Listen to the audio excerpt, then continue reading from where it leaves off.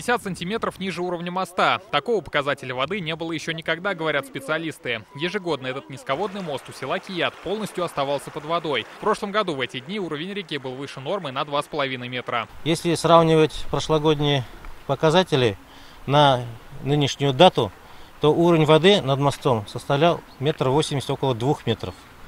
На сегодняшний день, как мы видим, минус 50 сантиметров над мостом. Отсутствие воды – сюрпризы для местных старожил. Заготовка продовольствия и медикаментов на неделю вперед для сельчан – многолетняя традиция.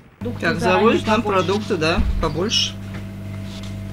В этом году готовились? Да, уже привозят, да. Нас она, знаешь, летом даже затопляла. Вот когда дожди были сильные, у нас затопляло здесь. Местные вспоминают, самое сильное половодье было в 1979 году. Тогда под водой остались десятки сел по всему району. Не обошлось и без жертв. Уровень воды в тот год был больше 7,5 метров над полотном моста. Этот показатель считается критическим. 1 мая, значит, настолько был большой подъем воды, что какую-то деревню снесло даже из Ульяновской области, и по реке плыли бревна, остатки домов. Это был 1979 год. Сейчас в сутки уровень воды поднимается на 5-8 сантиметров, а в прошлом году показатель достигал 1,5 метра. Специалисты видят несколько причин. Мы видим причины в чем.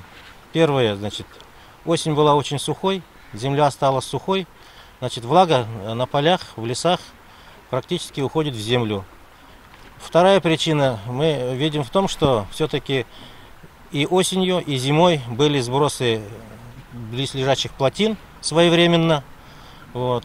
Поэтому в настоящий момент аварийный сброс воды с этих плотин нет. По словам специалистов, в этом году сильного половодья ждать не стоит. Рамиль Галиуллин, Наталья Смирнова, Сирин Хасанов, ТНВ, Буинский район.